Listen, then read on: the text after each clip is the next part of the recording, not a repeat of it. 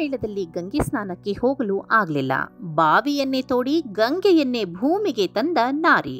ಉತ್ತರ ಕನ್ನಡ ಜಿಲ್ಲೆಯ ಶಿರಸಿಯ ದಿಟ್ಟ ಮಹಿಳೆ ಈಕೆ. ಪ್ರತಿಯೊಬ್ಬರೂ ಉತ್ತರ ಪ್ರದೇಶದ ಪ್ರಯಾಗರಾಜ್ ಕುಂಭಮೇಳಕ್ಕೆ ಹೋಗಬೇಕೆಂಬ ಕನಸು ಕಂಡಿದ್ದಾರೆ. ಕೋಟ್ಯಾಂತರ ಜನರು ಹೋಗುತ್ತಲೇ ಇದ್ದಾರೆ.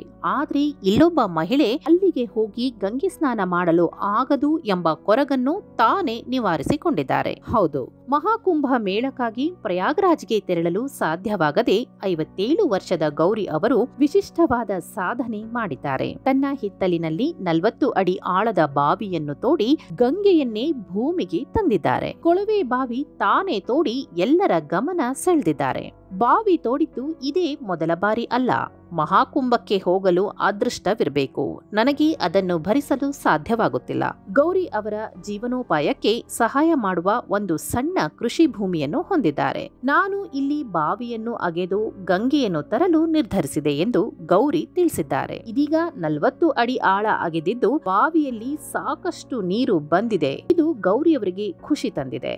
ನಾನು ಈ ತಿಂಗಳ ಕೊನೆಯಲ್ಲಿ ಮಹಾಶಿವರಾತ್ರಿ ದಿನದಂದು ಸ್ನಾನ ಮಾಡಲು ಯೋಚಿಸಿದ್ದೇನೆ ಎಂದು ಗೌರಿ ಹೇಳಿದ್ದಾರೆ.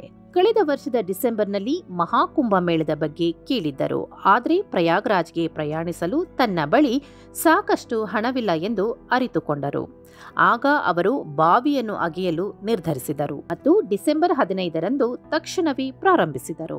ಆಕೆಯ ಸಂಬಂಧಿಕರು ಮತ್ತು ನೆರೆಹೊರೆಯವರ ಪ್ರಕಾರ ಅವಳು ದಿನಕ್ಕೆ ಸುಮಾರು 6 ರಿಂದ 8 ಗಂಟೆಗಳ ಕಾಲ ಕೆಲಸ ಮಾಡುತ್ತಿದ್ದರು.